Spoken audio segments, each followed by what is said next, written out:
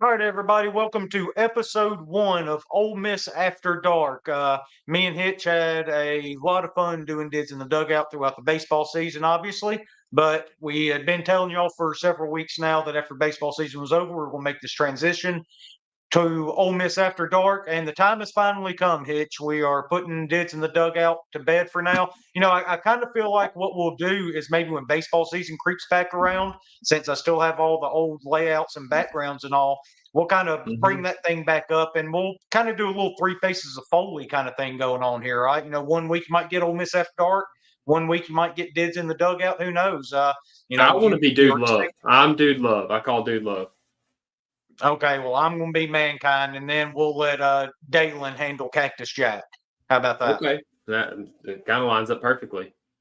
Yeah, it does. So, yeah, that's kind of our idea right now. But this is the inaugural show of Ole Miss After Dark. We're excited to get this started. Just kind of a overview of what we're going to do here. A lot of different things. It's not going to be strictly Ole Miss. There's going to be some shows, particularly this summer, that really don't have anything to do with Ole Miss. If I had to guess, we've kicked a lot of ideas around just to kind of try to fill a little bit of dead time here and stuff we think y'all might be interested in. More importantly, so we're going to Mhm. probably try out several different things here as the summer goes on. We will have at least one show for y'all every single week. We will have it released every Tuesday at 6 p.m. So we're going to get on more of a schedule. So you'll know when to find us, you'll know when to expect us. And that also allows for us to do some live shows if we want to, setting it for Mhm. 6 o'clock instead of recording earlier in the afternoon, then putting it out.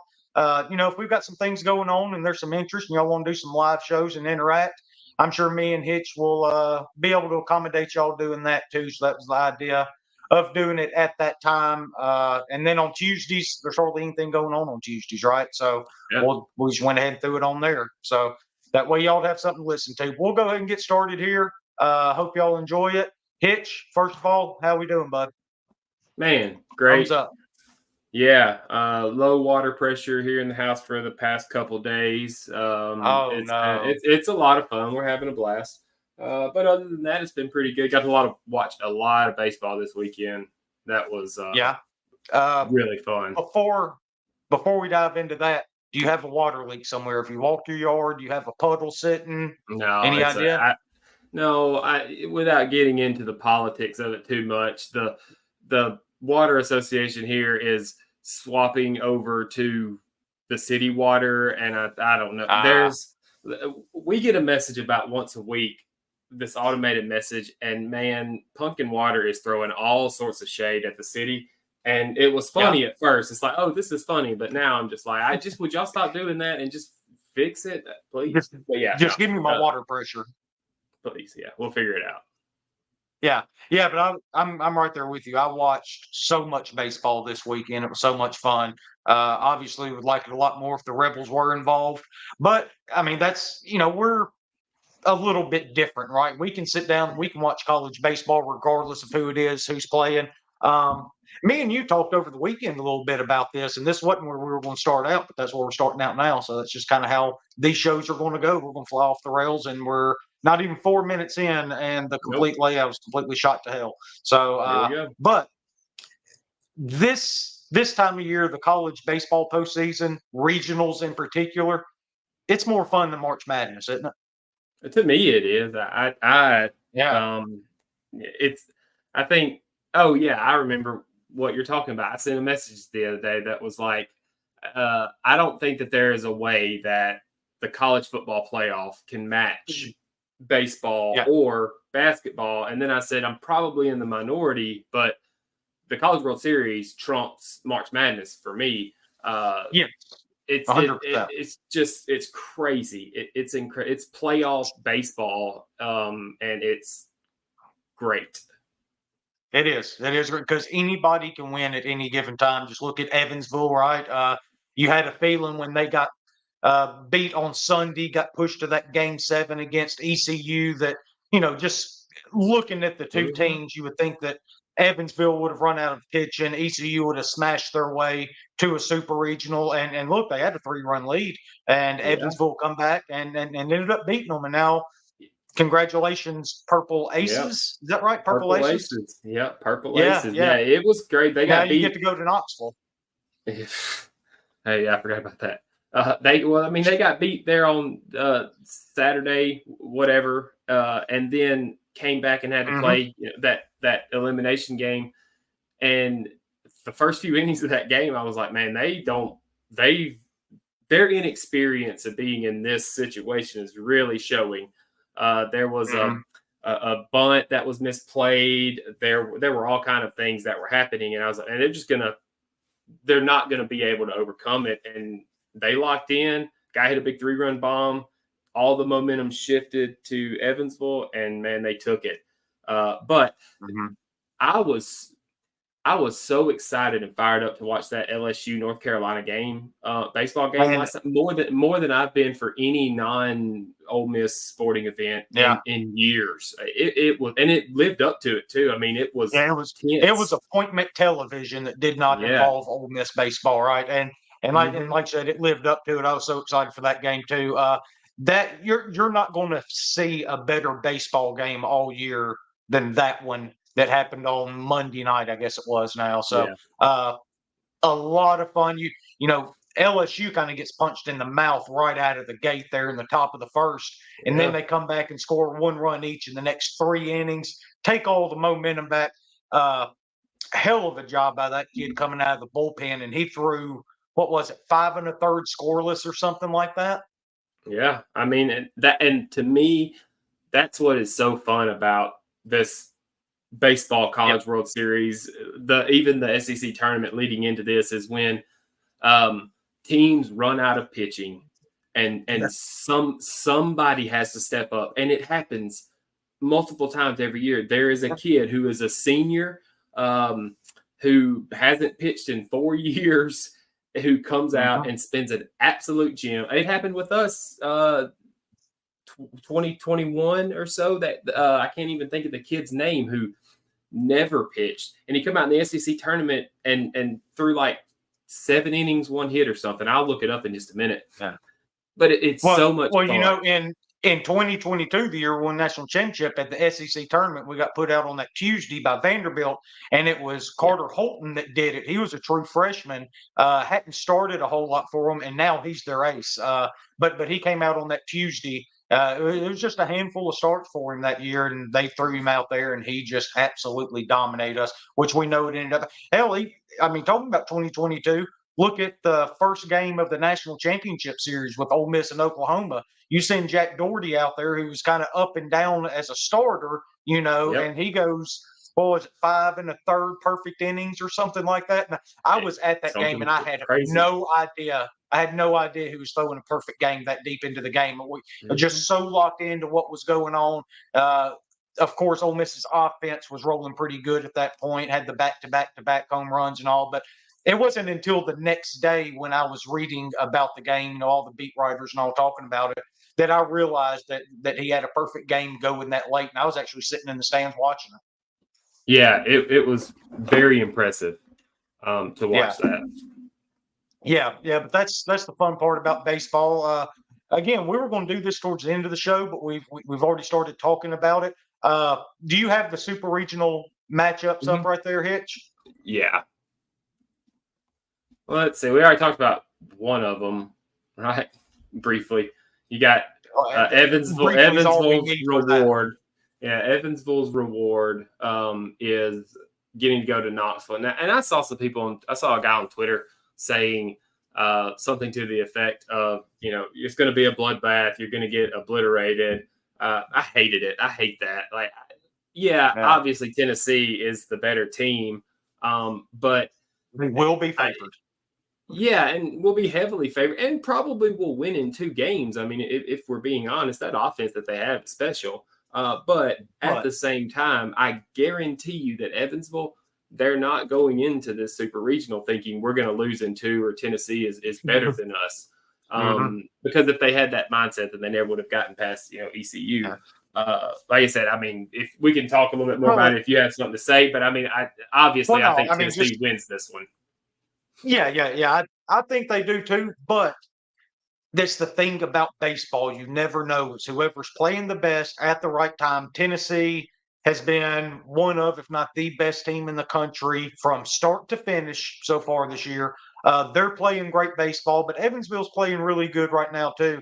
And you never want to count out the underdog, especially in these super regional matchups, because all it takes is two good nights for them to come up and bite you.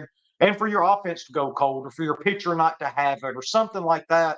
And all of a sudden you're behind the 8 ball after a Friday or Saturday. I'm not sure when that super regional starts, but and then all of a sudden the pressure gets on you, especially with this Tennessee team that, they were number one overall seed in 2022, didn't make it to Omaha. And, they're kind of facing the same thing right now as a number one overall seed. And, is it lingering in the back of some of their minds? Hey, this happened to us 2 years ago, and now it lined up where we get a 4 seed to come to our place to advance. And, things start going the wrong way a little bit, gets a little squirrely. Again, I fully anticipate Tennessee winning this series, but to completely discount Evansville would be a huge mistake on the Volunteers' part, I think. Yeah, and baseball's funny that way. It starts on It Friday, is. by the way, but Okay. baseball's funny that way. And if you don't think that, I don't want to say superstitious, but if you don't think crazy things, statistical things like that, people don't start thinking about that, and it doesn't start Yep. weighing on people. Ask East Carolina. Go ahead. That's right. Yeah. Right. I mean, Same thing, right? So it's a real thing in baseball. Tyler Myers, by the way, is the kid's name from Ole Miss, whatever, like in 2021 in the SEC tournament that just came out of nowhere and threw a couple of big games for us. Yeah. I mean, it was crazy. Yeah. But now I didn't get a chance to see, of all the baseball I watched this weekend, I don't know if I ever tuned into a Florida State game. So UConn I actually didn't either. UConn beat Oklahoma last night in the final. Yeah, I mean more than beat them. I mean beat them handily. And so this is UConn's the number 3 seed coming out of that regional, going to Tallahassee, Florida State. I've heard people talk about Florida State. Is going to be back from the old Buster Posey days and things like that. But I mean, from what I saw, UConn, I mean, those dudes hit. I mean, they can hit, and I think they'll probably give Florida State all they can handle. Well, and I think more importantly is they're hitting at the right time, because really what that program is built on is pitching and defense. This is their second super regional in the last 3 years, and it's a team that doesn't beat themselves. They're going to go out there and they're going to pitch and they're going to play behind their pitcher and not make mistakes. That's what you need. That is where the recipe for success of an underdog comes into play in baseball, right? Is don't beat yourself. Go out there and play a clean game and see what happens at the end of it. Again, this is another one. I expect Florida State to advance, put UConn out here, but UConn is a program that is used to some semblance of success. Like I said, second super regional in the last 3 years. This isn't a team that's going to the super regional for the first time ever, like Evansville has. They've been here before. They know what it takes. And there's some experience of losing that one a couple years ago. So they're going to go into Tallahassee looking to win. They're going to be confident. They're not going to be intimidated whatsoever. But what Link Jarrett has done at Florida State in just his second year has been incredible, though. He's brought in a ton of talent. They're playing really, really well. I'm like you. I didn't see any of their games this past weekend because I would look up scores and that would determine which one I was going to.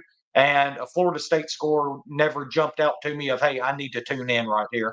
But I know they're very talented. I have seen some of their games this year throughout the season. So I do expect Florida State to come out of that one too, though. Yeah. I mean, I think this was the year of the 3 seeds. I think I looked it up last night late. Yeah. And so my math could be off. I think it was something like 10 of the 1 seeds advanced, 5 3 seeds, and the 1 4 seed No So two seeds. I, That's what's so weird. right. And so on paper, a lot of these regionals are going to look lopsided because it's a 1 versus a Hmm. 3 and at least, Yeah. 5 of them. But you've Hmm. got, I think this one is interesting. Virginia, Kansas State, right? You've got Kansas Yeah. State coming out of Fayetteville. They beat Hagen Smith, Hmm. and Hmm. then turns around and beats Arkansas, crushes their hopes. That's another one that if you don't believe Yeah. that great baseball is crazy, go ahead and ask Arkansas and Baum-Walker Stadium, and Yeah. see Because what they say. yeah, But they've got Virginia a beat ball in State, the right? air with 2 outs in the ninth and a national championship coming down to the glove, and it falls between 3 people. And then you Yeah. look up a hit later, the game's tied, and they lose in extras, and they haven't come that close to a national title before. Dave Van Horn is a guy that's obviously an incredible coach. He's won a ton of games there at Arkansas.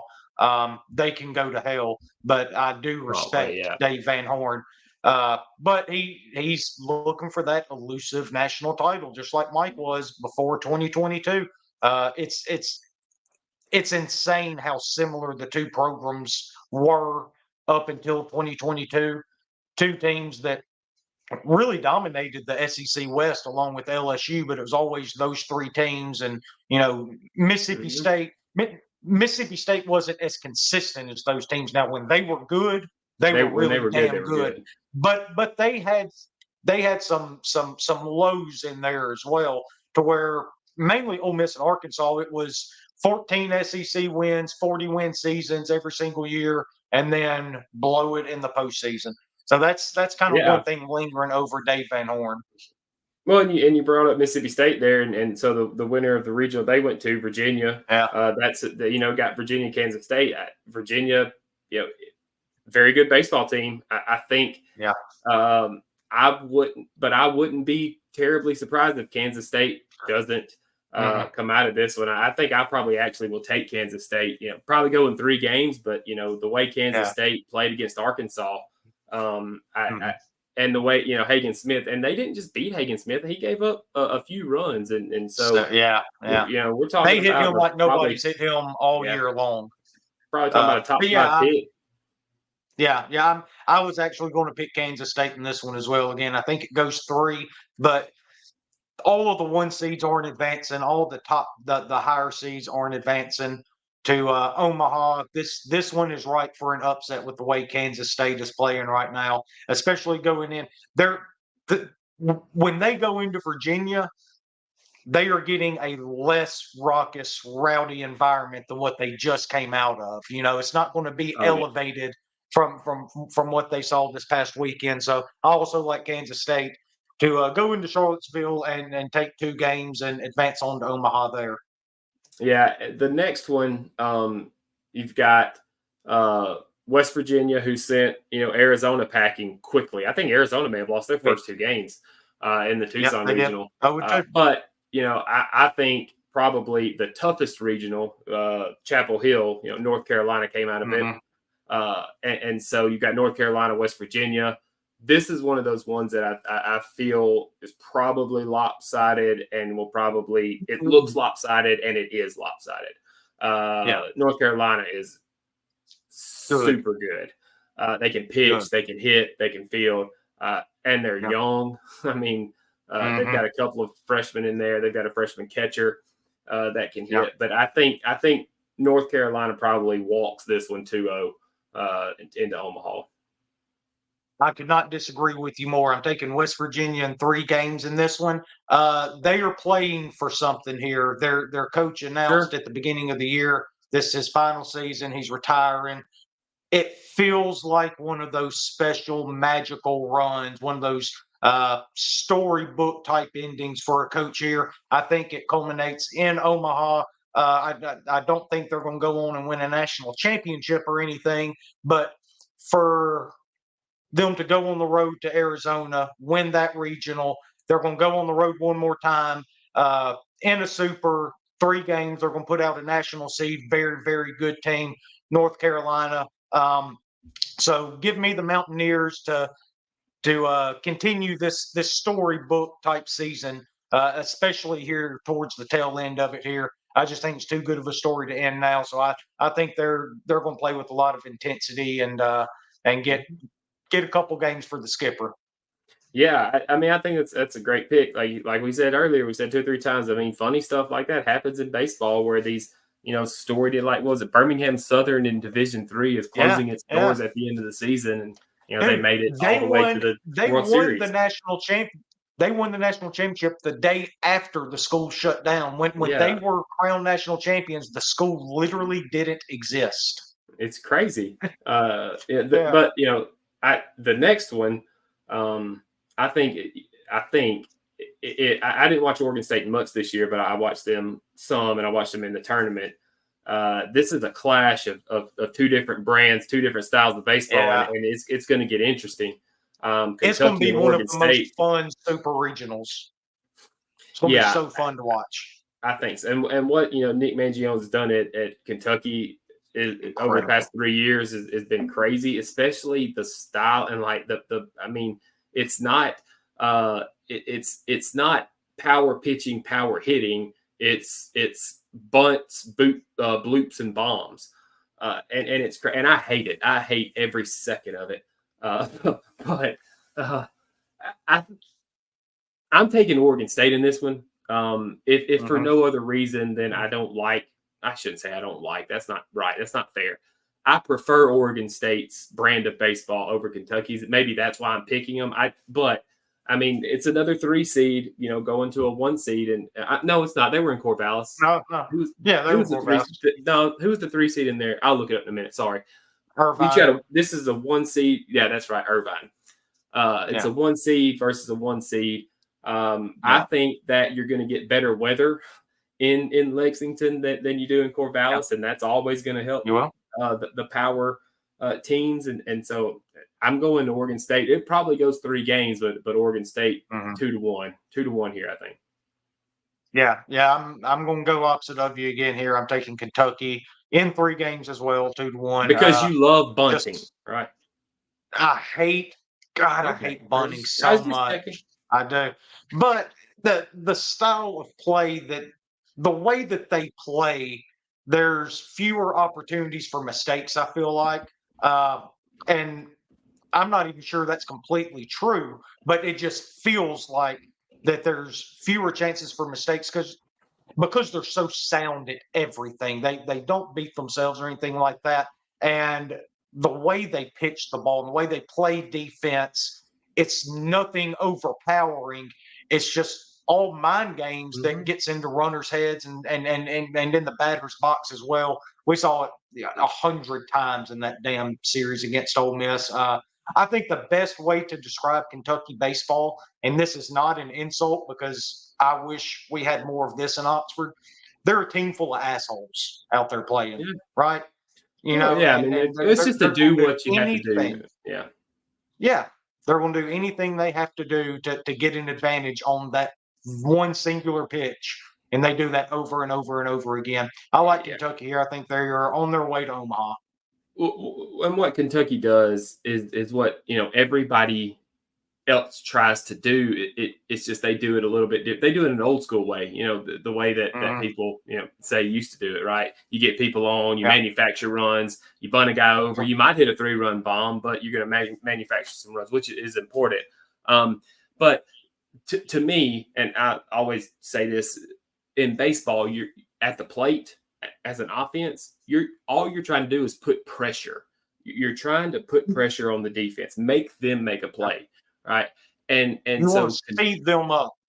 But Kentucky does this in a number of ways. Right. It's not just Jarrett Jones and Tommy Tanks, in the box hitting bombs. And it's not just, guys stealing bases. It's all of it. And it's not just UC Irvine or Santa Barbara out there running suicide squeezes every other play.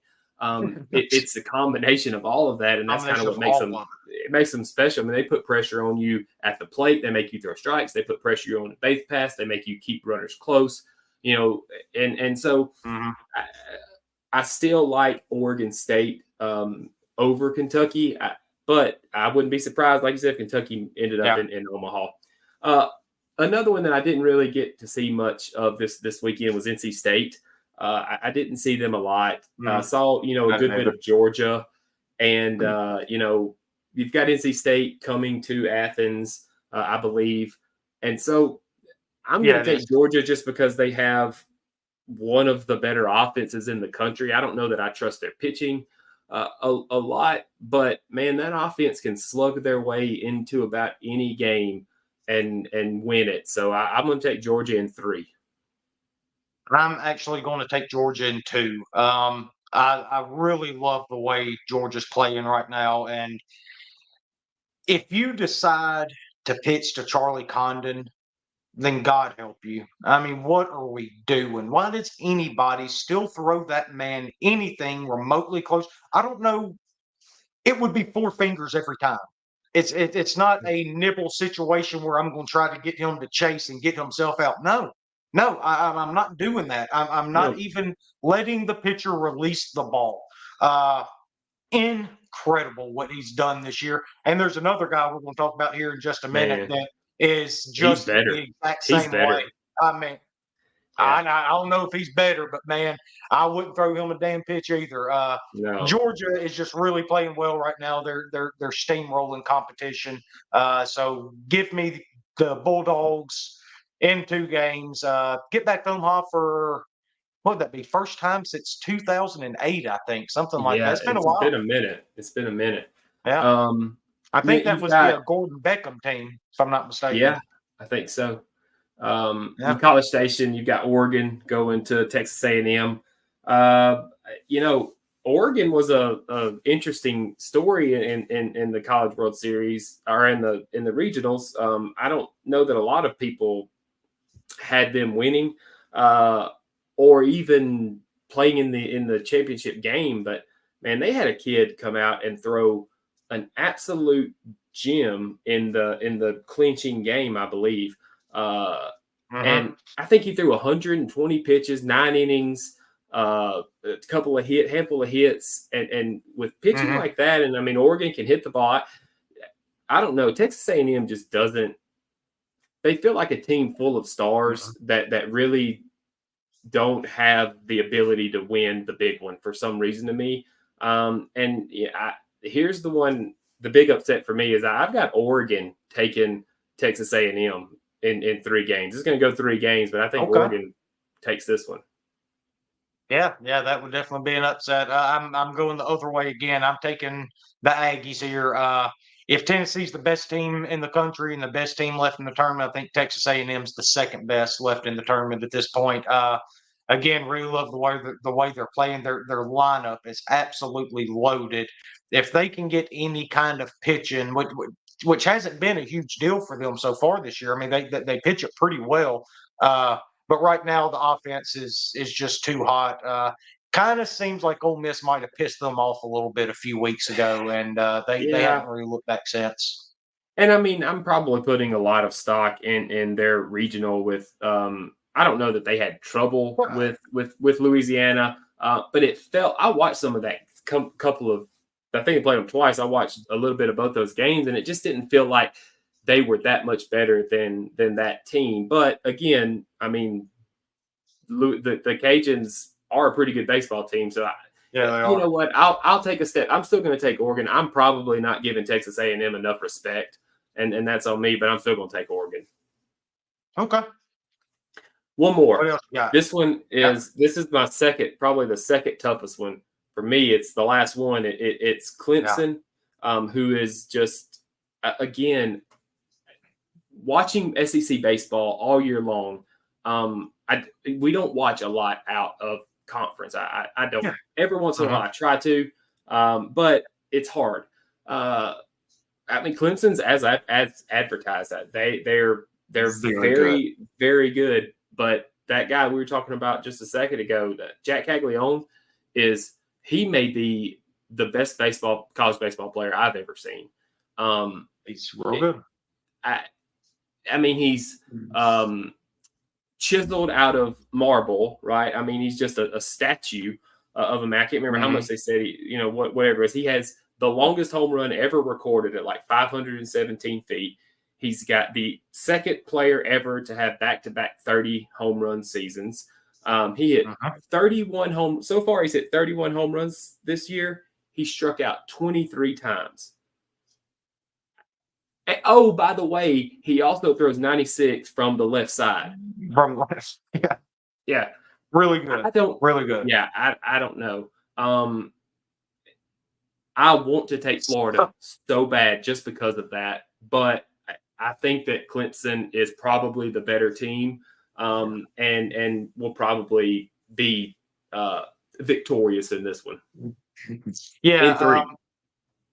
yeah, wouldn't be surprised in the least if Florida ends up winning. They're very, very talented. Obviously, haven't played up to that level of talent so far this year. I'm also going to take Clemson here. Florida has zero chance of winning if they don't take that Caglione start. That's the one they have to win to give Yeah, themselves a fighting chance. Clemson is just a really good, well-rounded team that's playing really good at the right time. Uh, there was one game in the regional. I can't remember who it was against. They stumbled a little bit against the lower seed there, but Mhm. still came back and won the game. Just didn't put it away early like they when they had an opportunity to do so. Now, if they start letting Florida hang around, that's going to end up biting them. You can't let that happen. When you get opportunities, you need to stick your foot on the throat and bury this Mhm. team because, like I said, from a talent standpoint, they're one of the top 5 to 10 most talented teams in the country. They just haven't played up to that level so far. But I will take Clemson. I'll take them in three. Yeah, I mean, Jack Aglione is one of, I don't know, maybe 5 guys in the country who, when they step in the Mhm. box, I think they have the advantage over pitchers. Like I'm a big, I think pitchers have a huge advantage. Mhm. Just like defensive backs have a huge or at a big disadvantage. Wide receivers have the advantage because they know what Yeah. they're going to do. Right, a pitcher knows what I'm trying to do. Now, the Yeah. hitter is having to bank on a mistake most of the time. They're looking for a mistake. Sometimes they guess right, but Jack Aglione, Charlie Condon, Vance Honeycutt, Tommy Tanks. I don't know. There's probably a couple of others that I think when they step in the box, they're at That an kid from advantage. Oregon State. Yes, yes, I can't think of his name, but when they step in the I can't box, either. I feel like they're the house at that point. They're the advantage, and the pitcher, has to be perfect because if he is not Yeah. perfect, they're going to deposit it over the fencing that they set up in the outfield. And Yeah. you know, for that reason, I want to take Florida so bad, but Clemson, I think is just the better team and probably takes it. Yeah. That's all of Yeah. them. Yeah. I think That's so. it. Yeah. Yeah. Yeah. I think so too. I'll go Clemson there. Uh, that'll be really fun next week to go back and look at this, see how we both did there because we agreed on or disagreed on probably at least half of them. I would think. Yeah. Let's It see here. seemed I like didn't there's a write them pretty good down. run there. Look, I'll run through them Oh, real I quick. didn't either. We both took Tennessee. Yeah. Uh, we both took Florida State. Yes. Uh, who'd you take, Virginia or Kansas State? Kansas State. All right, we both took Kansas State. You took West Virginia. I I took did. UNC. Uh huh. You took Kentucky. I Uh huh. took Oregon Oregon State. State. Yeah. We both took Georgia. Yep. Both took And then Clemson, I took. and you took Yeah. A&M. All right, I got Correct. it. I Yeah. got it written down. Cool. All right. Yeah, yeah, that'd be fun to revisit next week then, see how we did. All right, so we talked early in the show about how things will go off the rails. Definitely wasn't in the plans to spend 34 minutes on super But regionals, wasn't it so but much fun? yeah, it really was. Yeah, I really enjoyed that. I don't really give a shit how the listeners feel about it. I had a really good time doing Cool. that. Hopefully, y'all enjoyed it though. That would also be Yeah. real nice if you enjoyed it. But if you didn't, that's okay because me and Hitch did. So that's kind of what we're going to do from Yeah. here And on so out. next But next we we wanted to talk about the WNBA and Caitlin Clark. So go. No, I'm so we joking. I'm want to do just that right kidding. now too I'm kidding. No, because I no, will. All right. no, I'm kidding. Let's talk about basketball. All right. So Matthew Morrell is coming back next year. That was announced whatever day last week that happened. I think it was Wednesday was the deadline. He pulled his name out, said he was coming back. Dia, the transfer from what was is it Seton Hall? Do I have that right? Yeah, I He believe pulled so. out of the draft, and he's coming to Oxford as well. So that was pretty big day for the Rebels getting two high level players back there, especially Morrell. This is going to be the second year in Beard's system. He knows what to expect. Had a good year for us last year. Belmont. Just got to do it. Belmont. Right. Yeah, Belmont.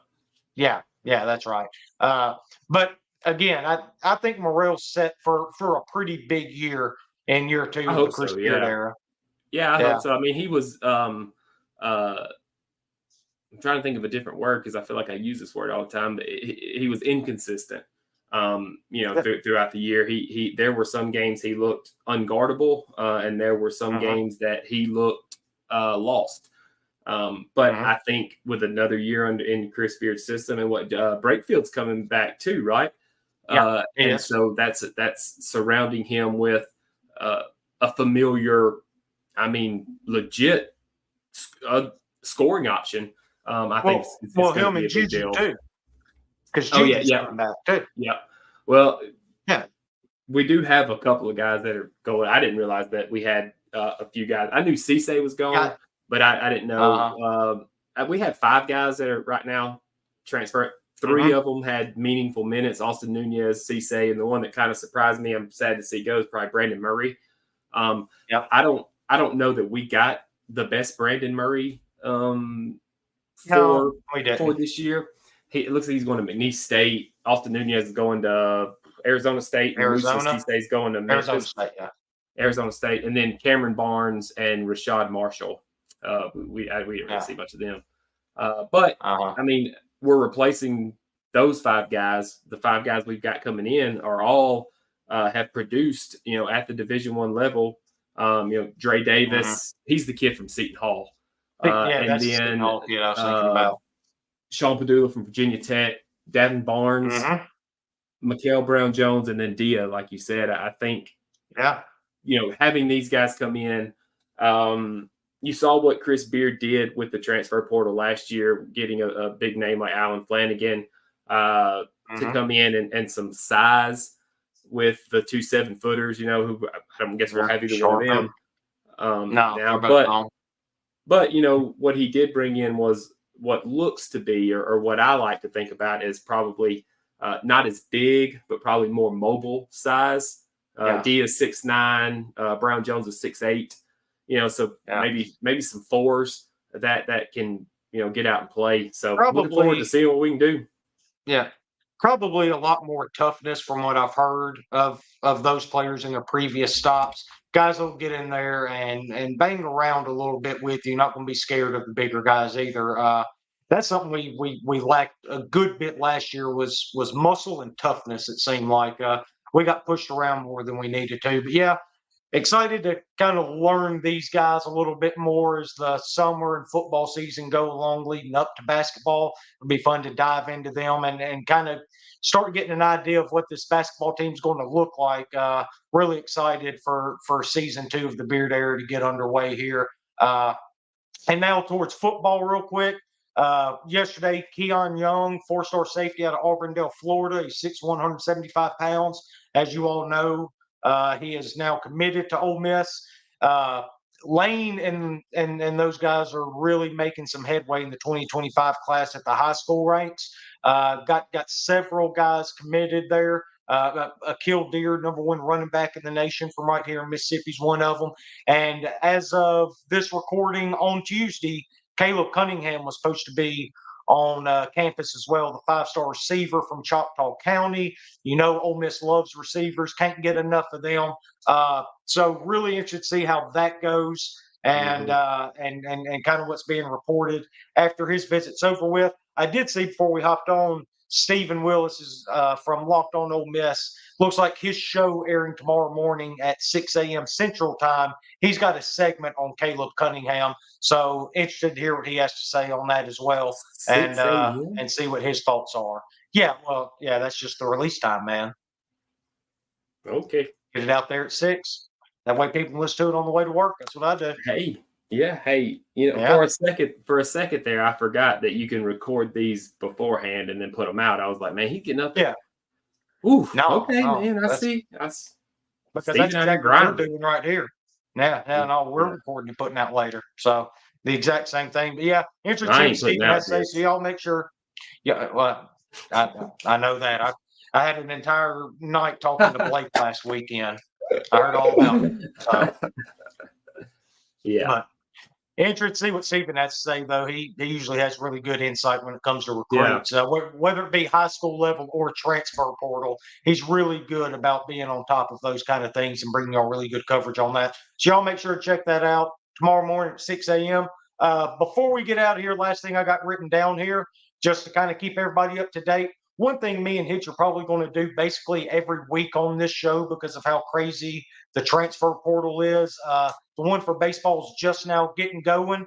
Me and him have been talking back and forth. We've got some names listed that we're keeping an eye on that we think would be good fits. We'll probably bring that to y'all next week once some more names get in the portal, things start settling a little bit, and we can kind of sift through them more. So we're going to hold those names that we've been keeping our eye on right now, but we will bring that to y'all probably next week. But just looking at it, we got 4 names from the Ole Miss team that have entered the transfer portal. Seth Farney, Trenton Lyons, Gabe Smith, and Cole Tolbert have all officially entered the transfer portal. Looks like they will be playing elsewhere next year. But it's going to be a really fun portal season for Ole Miss baseball. There's a lot of names out there that make a lot of sense for us. Now, whether Ole Miss has any interest in them or if they have any interest in Ole Miss, we don't know that.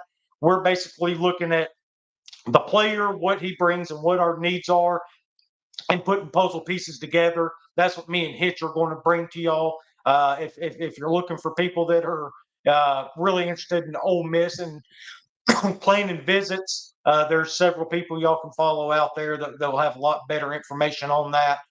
We're basically over here going to be playing GM a little bit. Yeah, I'm going to tell you who we should go get, not who we are going to go get. Okay. Yeah, but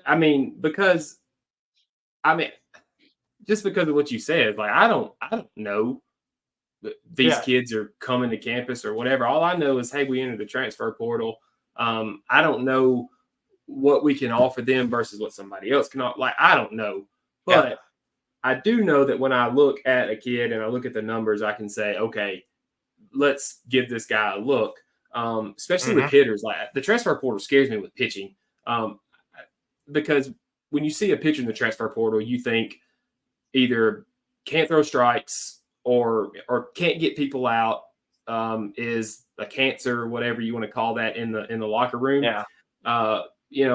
Sometimes you get lucky, right? And it's a younger guy like Liam Doyle who came out and had a really impressive freshman year and said, hey, I want to try the next, I want to see if I can go to another league and try some higher competition. Yeah. So, when we're looking at the transfer, I'm going to be looking for pitchers. They need to be younger guys. I would say sophomore, nothing older than sophomore. Especially guys who are sophomores who are looking to get drafted the next year, right? And want to go to somewhere they're going to get more eyes on them. And hitters, man. We have got to go get a Billy Amick, a Braden Montgomery, a somebody that is going to be in the middle of that lineup with Andrew Fisher and Will Furness. And that's what I'm looking for. Yeah. I've got 2 guys in mind offensively. I think I've already sent both of them to you. I think I did that earlier this morning. I may be wrong though. But there's a freshman left-handed pitcher that really intrigues me from the lower levels that entered the portal today. I don't think I sent him to you. He's I can't even remember the school that he's currently at. He's entering the portal. But no, he's a lefty. He's like 6'3", 6'4", and he sits 93 to 95, tops out at 98. Watched a little bit of some video on him today. Really impressive young man. That's the kind of guy I love going and get, those freshmen like Liam Doyle last year, like Andrew Fisher last year, Luke Hill last year, guys that in theory will be in your program more than 1 year, and they're not just a 1-year rental. Those are the guys that I really look at. So got some names in mind. Let me and Hitch kind of sift through them and see if we actually do think they're good fits or not.